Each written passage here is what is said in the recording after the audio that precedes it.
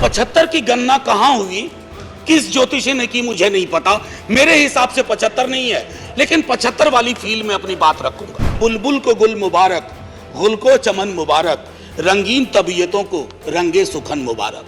तो आज के दिन ये मेरी ओर से एक विदाई भाषण भी है, अपने दल की ओर से इस इमारत को, जिस इमारत में हिंदुस्तान की तकदीर लिखी गई संविधान सभा के माध्यम से। इंडिया भी रहेगा, भारत भी रहेगा, कोई में से एक चॉइस नहीं है, क्योंकि हमको इंडिया भारत करके जम्बू द्वीप तक नहीं जाना है। क्या इस देश को, यहाँ की सरकारों को, राज्यों की सरकार को वैज्ञानिक आंकड़े नहीं चाहिए? क्या आप आंकड़े आसमान से गिराएंगे? मैं समझता हूं आज के दिन यह भी हमें सुनिश्चित करना होगा। बेरोजगारी को लेकर के हमारा दृष्टिकोण साफ होना चाहिए। सरकार में आप हो, हम हो, बेरोजगारी हम सबकी पॉलिटिक्स खत्म कर देगा। मुजरिम हूं अगर मैं, तो गुनहगार तुम भी हो, रहबराने कौम खताकार तुम भी हो। आज सुबह माननीय सभापति महोदय ने कहा था कि ह्यूमर वगैरह हमारी जिंदगी से चला गया। तो मुझे स्मरण है, ये किताब में एक ही किताब लेके आया हूं, ऐसी 5 किताबें हैं कॉन्स्टिट्यूएंट असेंबली डिबेट्स की। तो इसमें सर ऐसी 5 किताबें हैं कॉन्स्टिट्यूएंट असेंबली डिबेट्स। सो माननीय उपसभापति जी, एक मिनट प्लीज। माननीय उपसभापति जी, 75 कैसे बनाया जा रहा है मेरी समझ में नहीं आ रहा है, क्योंकि अगर हम कॉन्स्टिट्यूएंट असेंबली से 75 जोड़े तो 2021 में पूरा होता है, अगर आजादी से जोड़े तो 2022 में पूरा होता है, और अगर पहली लोकसभा से जोड़े तो वो 2027 में पूरा होता है। तो ये 75 की गणना कहां हुई, किस ज्योतिषी ने की, मुझे नहीं पता। मेरे हिसाब से 75 नहीं है, लेकिन 75 वाली फील में अपनी बात रखूंगा। हां, तो माननीय उपसभापति जी, हुआ यूं कि सरोजिनी नायडू जी को बुलाया गया बोलने के लिए संभवतः 11 दिसंबर 1946 को। कम लोगों को यहां पता होगा कि सरोजिनी नायडू जी बिहार से चुनकर संविधान सभा में आई थी। तो उनको चेयरमैन साहब ने कहा कि अब बुलबुले हिंद, नाइटिंगेल ऑफ इंडिया आएंगी, लेकिन कविता में अपनी बात कहेंगी, प्रोज में नहीं कहेंगी। उन्हें थोड़ा बुरा लगा, मजाक में ही सही। उन्होंने कहा कि आपका अब ये व्यवहार, आपका ये कहना अनकॉन्स्टिट्यूशनल है। तो उन्होंने कहा नहीं, फिर भी सुनाना होगा। तो उन्होंने एक चीज सुनाई जो मैं पेश नजर कर रहा हूं माननीय सभापति जी को। सुबह बड़ी बेसब्री से वो कह रहे थे कि ह्यूमर चला गया, तो उन्होंने सुनाया कि बुलबुल को गुल मुबारक, गुल को चमन मुबारक, रंगीन तबीयतों को रंगे सुखन मुबारक। तो ये मैं ये बता रहा हूं कि ये हमारा ध्येय था। अब सुबह चर्चा की, हमारे लीडर ऑफ द हाउस ने बड़ी खूबसूरत चर्चा की और जिक्र किया सर्वपल्ली राधाकृष्णन का। यहां ठीक सामने सर्वपल्ली राधाकृष्णन। उन्होंने एक बात कही थी और मैं वो श्लोक पढ़ना चाहता हूं। मृदुना दारुणं हंति मृदुना हंत्य दारुणम, मृदुना दारुण हंति मृदुना हंत्य दारुणम, ना साध्यं मृदुना किंचित तस्मात् तीव्रतरं मृदु।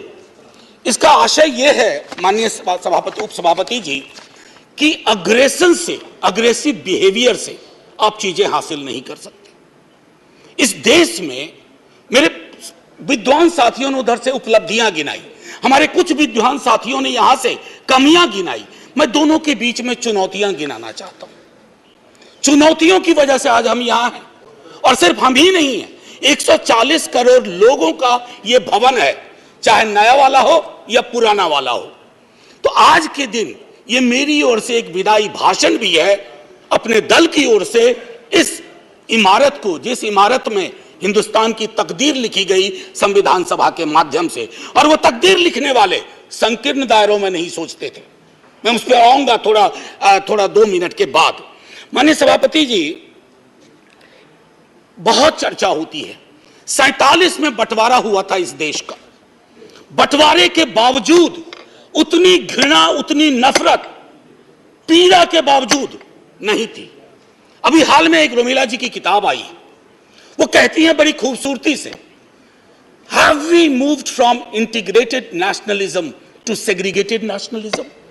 क्या हम एकीकृत राष्ट्रवाद से एक विभाजित विखंडित राष्ट्रवाद की ओर बढ़ रहे हैं, क्योंकि यह इमारत, इसकी बुनियाद मेलजोल पे है। इसकी बुनियाद में बंटवारे के बावजूद बंटवारा नहीं हुआ। तो मैं हाथ जोड़ के विनती करूंगा, सरकार जरूर बनाइए, अगला चुनाव भी लड़ेंगे, खूब दिल से लड़ेंगे, इंडिया भी रहेगा, भारत भी रहेगा, कोई में से एक चॉइस नहीं है, क्योंकि हमको इंडिया भारत करके जम्बू द्वीप तक नहीं जाना है।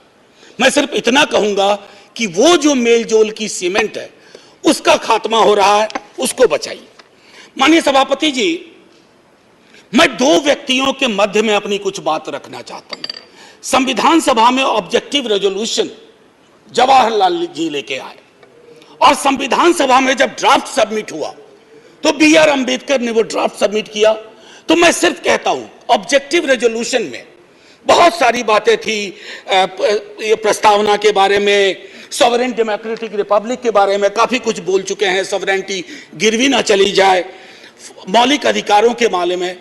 हमें आपके पीछे एक तराजू है, वो तराजू हमें लगाना होगा कि मौलिक अधिकार में कहां पहुंचे, सॉवरेनिटी में कहां पहुंचे, डेमोक्रेटिक रिपब्लिक के मसले पे कहां पहुंचे।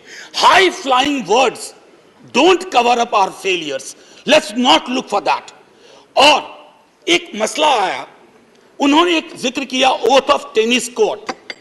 माननीय सभापति जी, फ्रेंच रेवोल्यूशन के बाद जब बड़ी शिद्दत से लोग काम में लग गए अधिकारों पर बात करने के लिए, तो राजा को शुरू में परेशानी नहीं हुई, लेकिन राजा को लगा कि कुछ ऐसा कर रहे हैं जिससे खुराफात की बू आ रही है।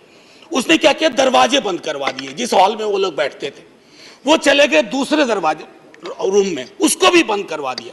तो वो चले गए टेनिस कोर्ट में, सारी कार्रवाई पूरी की, उसको कहा oath of tennis court.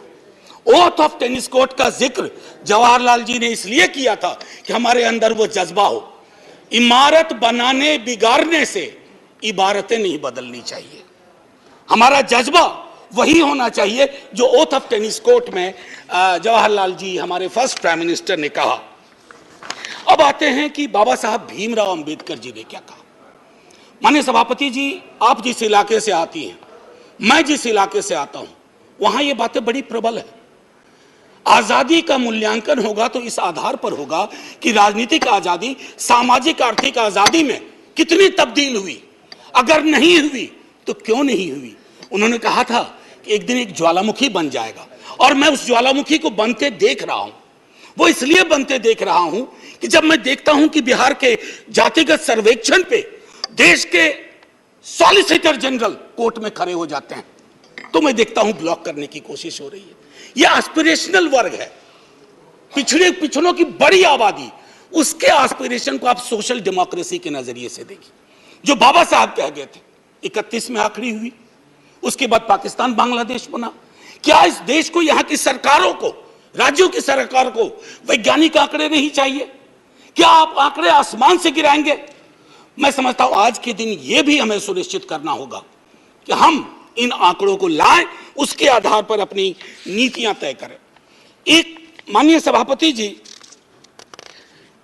Ambedkar साहब दो और चीज कह के गए, प्रिवेंटिंग टिरनी ऑफ मेजॉरिटी।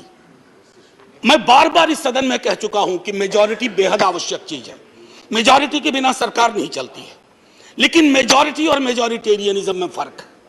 यह फर्क अगर हमारी सरकार भूल जाती है तो बहुत बड़ी पीड़ा होती है। जब मेरे मित्र ने कहा, मैं अक्सर देखता हूं हम जैसे लोग छोटी आलोचना भी करते हैं, छोटी मोटी आलोचना जो कभी व्यक्तिगत नहीं होती है। आप कहते हो कि पाकिस्तान चले जाओ, अरे कभी देखा भी हो कितनी जगह है वहां का भूगोल क्या है, इतने लोग नहीं अट पाएंगे। मान लीजिए कि 65% लोगों ने आपको पिछली बार वोट नहीं किया, सबको पाकिस्तान भेज दोगे? ऐसी कोई व्यवस्था होती है? यहीं मेलजुल से रहना है, यहीं मिलकर रहना है। और ये सारी चीजें मैं नहीं कह रहा हूं, खुद अंबेडकर साहब कह के गए थे। मैडम, आपकी तरफ से मैं एक और चीज, एक दो छोटी चीज कह करके, इस देश की एक बड़ी आबादी, सभापति महोदया, मैं आपका सभापति महोदया अभी बिल मत 2 मिनट लूंगा, ज्यादा नहीं, आज पहली बार हैं, इतने नजरिए इनाद कर दीजिए। मैं सिर्फ इतना कहना चाहूंगा कि बेरोजगारी को लेकर के हमारा दृष्टिकोण साफ होना चाहिए। सरकार में आप हो, हम हो, बेरोजगारी हम सबकी पॉलिटिक्स खत्म कर देगा।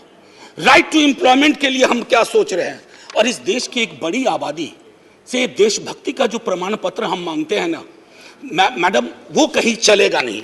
मैं आखिरी चीज कह करके एक सुनाना चाहता था।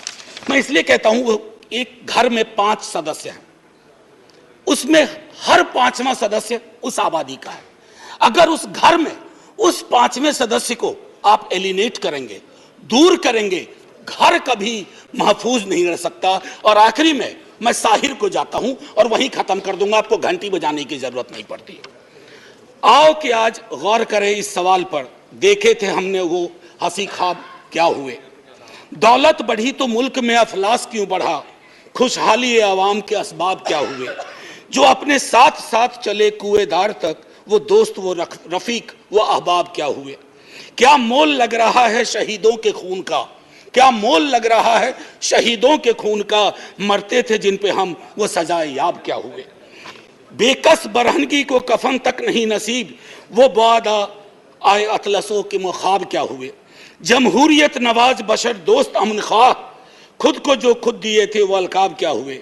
मजहब का रोग आज भी क्यों लाइलाज है, मजहब का रोग आज भी क्यों लाइलाज है, वो नुस्खा हाय नादिर नायाब क्या हुए। हर कूचा शोला जा रहे हर शहर कत्लगाह, यकजहतिया हयात के आदाब क्या हुए। सहराए तीरगी में भटकती है जिंदगी, उभरे थे जो उफक पे वो माताब क्या हुए।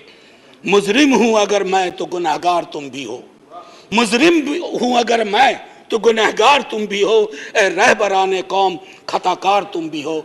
जय Hind ma'am, and salute to all the freedom fighters, संविधान सभा के उन तमाम लोगों को।